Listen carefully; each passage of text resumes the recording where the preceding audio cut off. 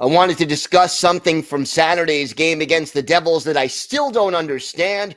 We'll talk about that and one area the Islanders are really, really good at this year. All that and more on today's Locked On Islanders podcast.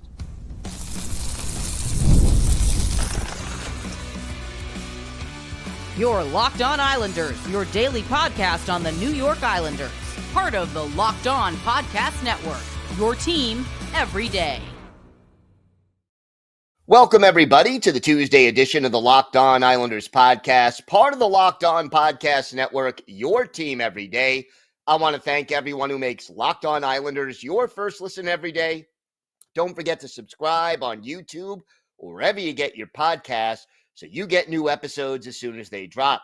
Today's episode is brought to you by FanDuel. You could start the season with a big return on FanDuel. New customers can place a $5 bet, and you'll get started with $150 in bonus bets if your first $5 bet wins. Visit FanDuel.com to get started. I wanted to start today's show off revisiting one thing about Saturday's game that I still don't understand.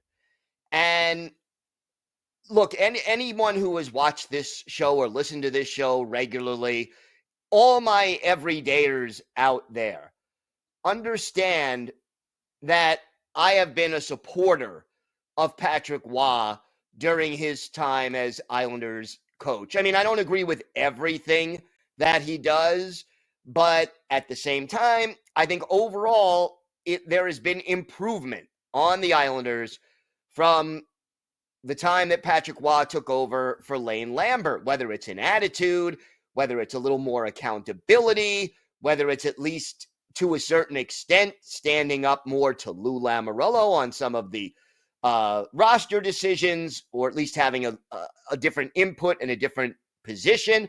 I think all of those things have been positives, and I think because of who he is and what he's accomplished both as a coach and especially as a player, the Islanders roster respects Patrick Roy in a very, very big way. And look, there are some things that Roy does that I'm a little less thrilled about. Pulling the goalie with 3.5 minutes left, not always my cup of tea. The way he juggles the lines so constantly sometimes can be a little frustrating. But overall, Roy has certainly been a positive for the Islanders, in my opinion.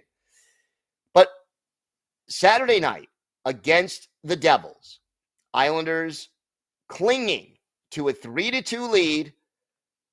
New Jersey pulls their goalie, trying to tie the game in desperation. What happens? You have a big scramble in front of the goal, and you get finally a whistle, and who's on the ice for the New York Islanders in that final minute when you're trying to cling to the lead? And look, you're outnumbered. It's 5-on-6, okay? And we know this team has struggled 5-on-6 a lot this year. But the two defensemen on the ice in that final minute or so, and remember that the Devils tied the game with about 50 seconds left. The people who were out on the ice on defense were Noah Dobson and Grant Hutton. Now, I wanted to talk about this on yesterday's show, but I didn't quite get a chance, so I want to address it now. I know this team is shorthanded defensively. You're missing all three of, the guys who you would normally play on one side. You don't have Adam Pelech. You don't have Alexander Romanov.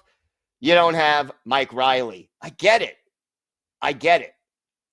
But you still have Ryan Pollock. You still have Scott Mayfield. You still have Isaiah George. And then you have Hutton, Chalowski, and Dobson.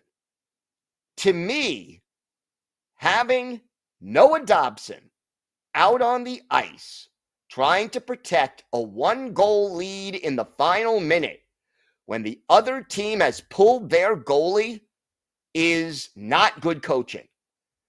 And I know, you're protecting that lead. New Jersey scores with about 4.5 minutes left. So you're spending the last 4.5 minutes of this game desperately trying to protect a 1-goal lead. I get it. I also get the fact that you don't trust Dennis Cholowski a lot, defensively at least. And yeah, Isaiah George is a rookie and Grant Hutton is, more or less a journeyman. I get it. And you look at the ice time in this game, Cholowski only played 6 minutes and 45 seconds. Hutton only played 15:41, which is not nothing, but it's less than 20 minutes. The other 4 defensemen all played 22 minutes or more. But if you've got Ryan Pollock and Scott Mayfield, and yeah, I'll even add Isaiah George to the mix because George is at least smart with the puck. I'm not saying he's a shutdown defenseman right now, but he is aware and he's smart with the puck, and he's playing a game that is deliberately designed to keep things simple. You cannot put Noah Dobson, Grant Hutton as your defense pair out on the ice. And, the Islanders had a timeout. They have to be able to manipulate faceoffs and whistles and timeouts and shifts to prevent having 2 of your shakiest guys defensively out on the ice trying to protect a lead, a 1-goal lead in the final minute when the Devils have pulled their goalie. And how many times this year, and those of you who follow me on X know, how many times have I tweeted, Noah Dobson out of position again? What was Noah Dobson thinking? He was in no man's land. Noah Dobson gives the puck away. And I don't mean to pick on Dauber. I really want to see him recover his defensive ability, or at least his, the fact that he can be at least average defensively. But this year, he's not doing it. You cannot put him out on the ice in the final minute. Hutton, I'm not thrilled with being out there. He would not be my first or second or third choice, probably. But you cannot have both Hutton and Dobson out there. You want to have either Mayfield. You got to have at least one of Mayfield and Pollock out there. And I would go with Isaiah George or Hutton, but you can't have Dobson out there. You can't. So if you're telling me that Pollock and Mayfield were tired and they couldn't go out there, go with Hutton and George maybe, or just double shift someone, or freeze, have your goalie try to freeze the puck, ice the puck, do something, but you cannot put the duo of Noah Dobson and Grant Hutton out there. That's not your best option trying to protect a 1-goal lead. I know it's not easy in the heat of the moment. I know that, it's not this neat thing where the whistle blows and all of a sudden you get to change your guys, but you've got to get your better defensive defensemen who are available out there on the ice, and it cannot be Noah Dobson. It just cannot be Noah Dobson. Noah Dobson is useful in a lot of ways. He has skill. He can skate. He can, occasionally make really good passes and make nice offensive plays. But he's struggling this year defensively in a huge way. And I just don't understand, even after a couple of days to think about it, why you would put Noah Dobson out there on the ice to try to close out this game. I rarely have disagreed so vehemently with Patrick Waugh and a decision that he made, But, and I'll take it a step further. Dobson played 29 minutes and 48 seconds in this game. So not only is Noah Dobson not very good defensively, but he's tired. He played 5.5 minutes almost more than any other defenseman on the ice.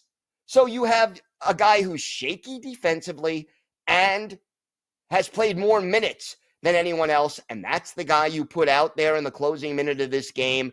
I really, truly don't understand it. So hopefully it doesn't happen again. I really don't want to see that, but here we are, and we'll see if Patrick Roy can avoid that going forward. A little good news, though, before we head to the break. Alexander Romanov in Edmonton on Monday on the ice for the first time since November 1st. And again, he still had a non-contact jersey on. He did not participate in practice with everybody else in that sense. But at the very least, he is on this 5-game road trip. He did not stay home on the island.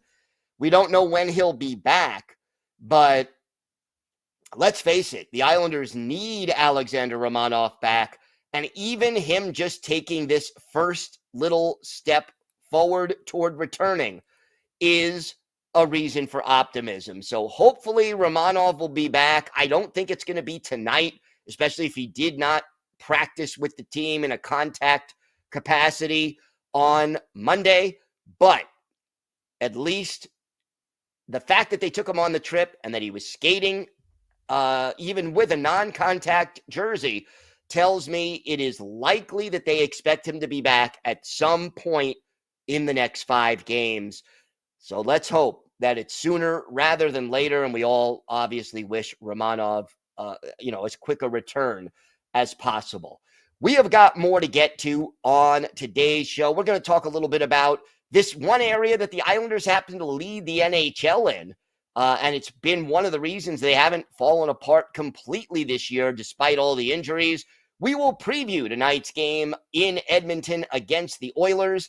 And for our Islanders' birthday of the day, and we are a day early with this one, but a goalie who was with the Islanders in the late 80s and early 90s. Let's see if you can guess who that is. He later played for the Panthers and the Lightning, among other teams, after he left the Islanders. So let's see if you can guess who that is. All this and more coming up on today's Locked On Islanders podcast. Today's episode is brought to you by Select Quote, the World Series, the Super Bowl, the Stanley Cup. The world's top athletes get to play in these top-level sporting events thanks to one thing, teamwork. And teamwork can also protect your financial legacy and your family's future. Select Quote's licensed insurance agents are the perfect teammates when shopping for customized, affordable life insurance. They could find you the right policy to keep your financial legacy safely in your family's end zone. Select Quote is one of America's leading insurance brokers with nearly 40 years of experience, helping over 2 million customers find over $700 billion in coverage since 1985. Other life insurance brokers offer impersonal, one-size-fits-all policies that may cost you more and cover you less, while Select Quote's licensed insurance agents work for you to tailor a life insurance policy for your individual needs in as little as 15 minutes. Head to SelectQuote.com and a licensed insurance agent will call you right away with the right policy for your life and your budget. Select Quote, they shop, you save. So get the right life insurance for you for less at SelectQuote.com/LockedOnNHL. Go to SelectQuote.com/LockedOnNHL today to get started. That's SelectQuote.com/LockedOnNHL. Today's episode is also brought to you by FanDuel. Get ready to tackle the NFL action with FanDuel, America's #1 sportsbook. Because right now, new customers can bet $5 and get $150 in bonus bets if you win. The FanDuel Sportsbook app gives you everything you need to place live bets on the NFL all in one place. So when you get a hunch in the middle of the game, you can check out the latest stats, view live play-by-play, and so much more, all on the same page where you place your bets. And Islander fans, use your knowledge of the Islanders on FanDuel. Check out the latest odds for tonight's game in Edmonton, or maybe you want to bet as to whether or not Leon Draisaitl scores against the Islanders. Check out all the latest odds. Just visit FanDuel.com to join today. You'll get started with $150 in bonus bets if you win your first $5 bet. That's FanDuel.com. Never waste a hunch and make every moment more with FanDuel, an official sportsbook partner of the NFL. So, we've talked a lot about the different areas where this team struggles, and unfortunately, there have been a bunch of them. But I did also want to talk about an area that this team is off to a really good start. How good? They're actually ranked number 1 in the NHL as of Monday afternoon before, the Monday evening games, and that is in the faceoff circle. The Islanders have won 55.3% of their faceoffs this year. Second place is the Maple Leafs at 55%, followed by the Utah Hockey Club at 54.9%. We have talked about J.G. Pageau and the fact that his game has been revitalized since he returned to or moved up to the top line after the injuries to Anthony Duclair and Matthew Barzal. Right now, Pageau, in 196 faceoffs, he's won 120 of them. That's a 61.2% success rate, which is off the charts. And then Kyle McLean is next with a 58.2%. And again, a year ago, Kyle McLean only won 42% of his faceoffs. For him to go from 42% to 58.2% is a remarkable turnaround. He worked on that. He said over the offseason, McLean indicated, I'm going to work on my faceoffs. It's something I need to work on if I'm going to stay here. And kudos to him because the hard work paid off. And he is now second on the team in the dot. Brock Nelson, 55% right now. And Bo Horvat is at 53.7%. That's fourth among the centers on the team. Casey Cizikas, by the way, he's only taken 65 draws. He is at 49.2%, which is one faceoff under 500. But amazingly enough, and this is courtesy of Eric Hornick, the crack statistician for MSG Networks and the Islanders, 14 straight games now that the Islanders have won more than half their faceoffs, which is unbelievable. Only 9 teams out of the have gotten to 15 in a row. We'll see if the Islanders are able to do that tonight. But if you think about it, you can't score. Okay, you can, but you're not going to score more than once or twice a year when you don't have the puck. Yeah, the other team could accidentally shoot the puck off the back of their goalie skate. And it can happen, but it's fluky and it's not going to happen often.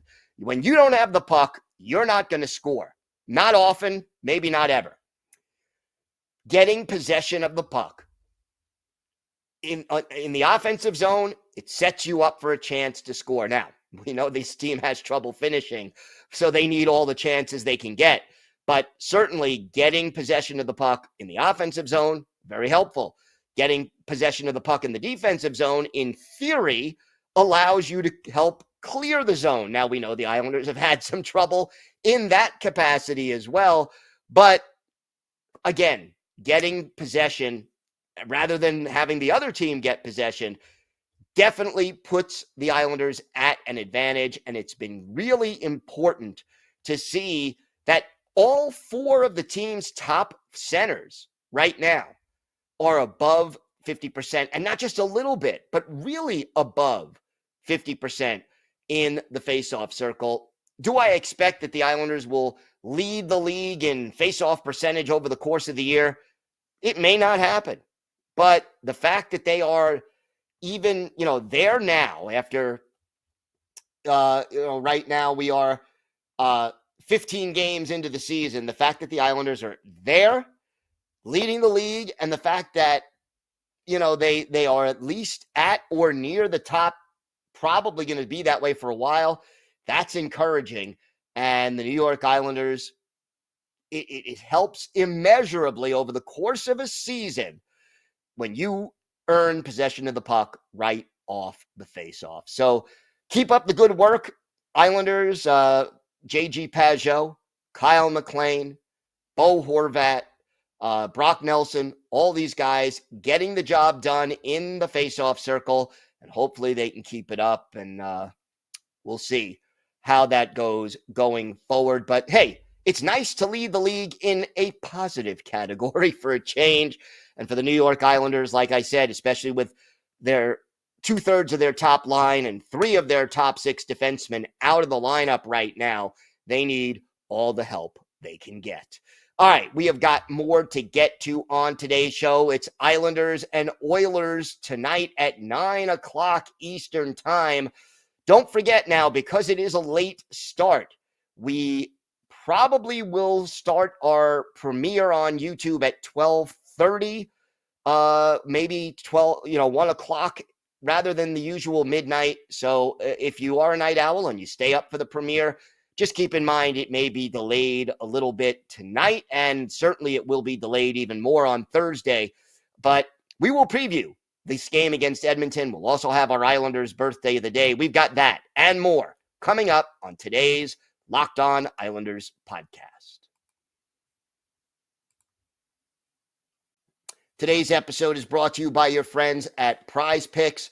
Prize Picks is the best place to get real money sports action, and you can win up to 100 times your money with Prize Picks with as little as 4 correct picks. Prize Picks puts their members first, so all withdrawals are fast, safe, and secure, and when my picks hit, I can get my money in as fast as 15 minutes. Sign up today. You'll get $50 instantly when you play your first $5. You don't even need to win to receive the $50 bonus. It is guaranteed. So let's check this out. Download the Prize Picks app today and use code LOCKEDONNHL. You'll get $50 instantly after you play your first $5 lineup. Again, download Prize Picks today.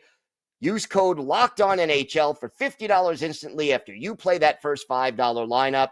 Prize Picks, run your game.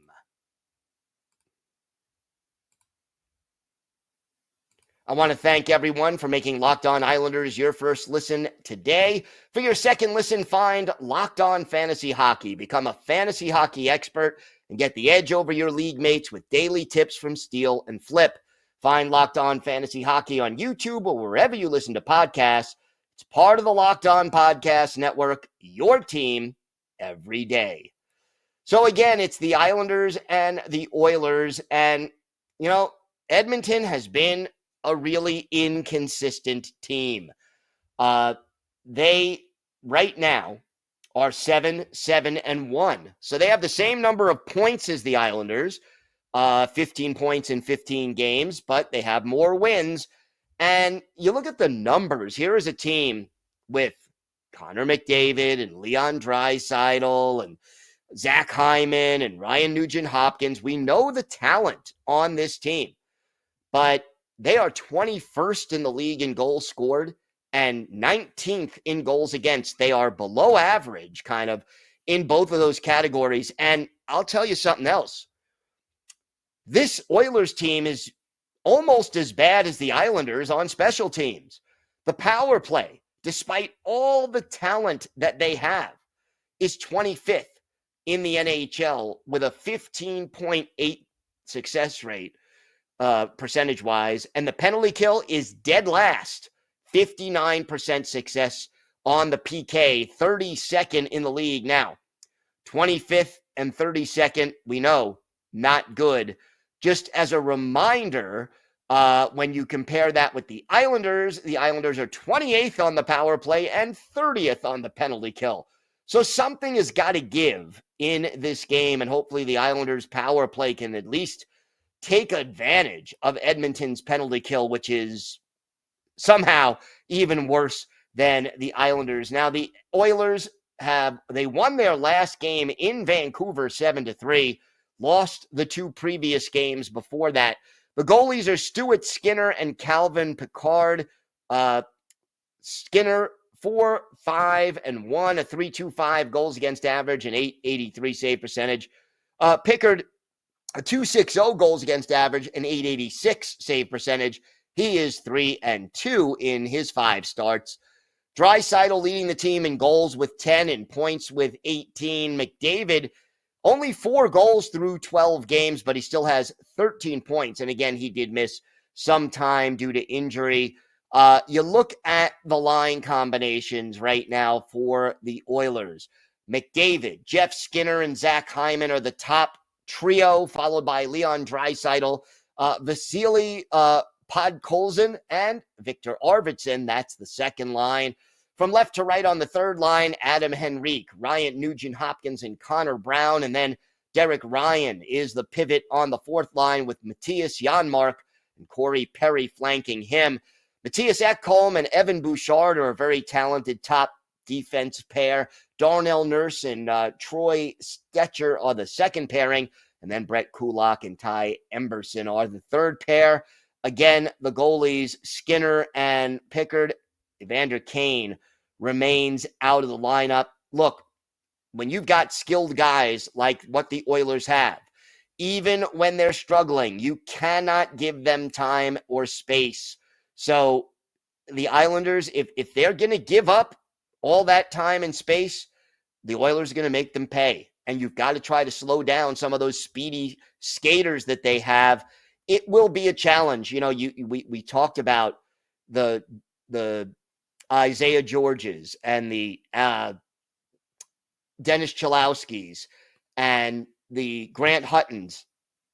These guys are going to have an even bigger challenge going up against this great, talented, offensive juggernaut that tends to be the Edmonton Oilers. And you know, even though they're off to a slow start, they are capable of getting hot and dominating at any given moment. So hopefully it's not tonight, but we'll see how it all plays out. Islanders have to be smart defensively and take advantage of the fact that they are playing one of the few teams with special teams as bad or maybe possibly even worse than theirs.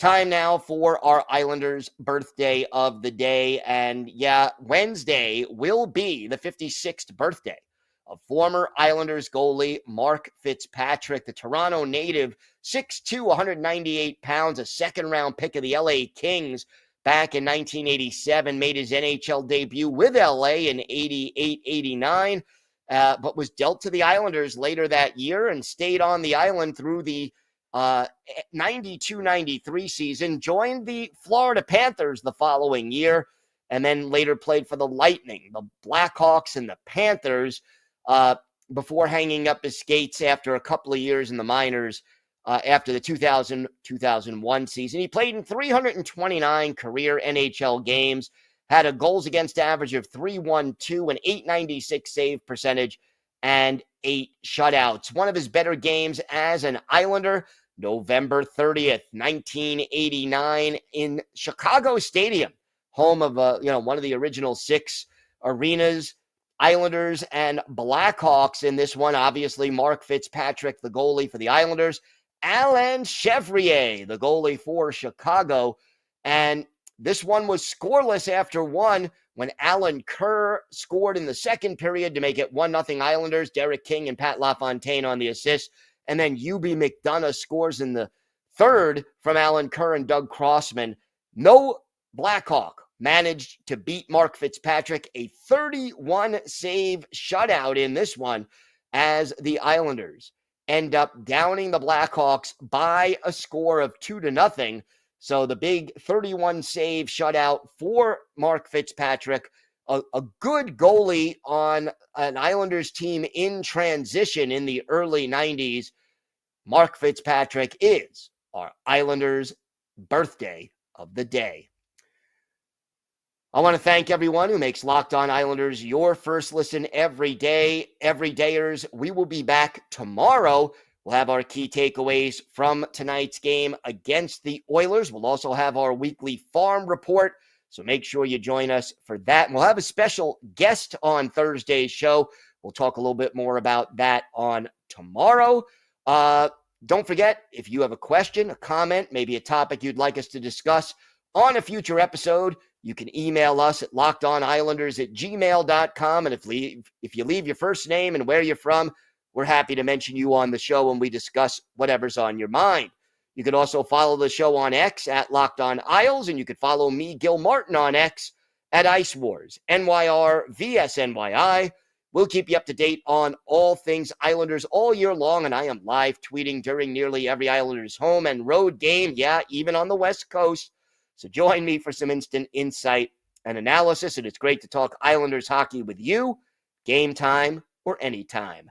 Have a great day, everybody. Stay safe, and thanks for listening to and watching the Locked On Islanders podcast. And, of course, let's go Islanders.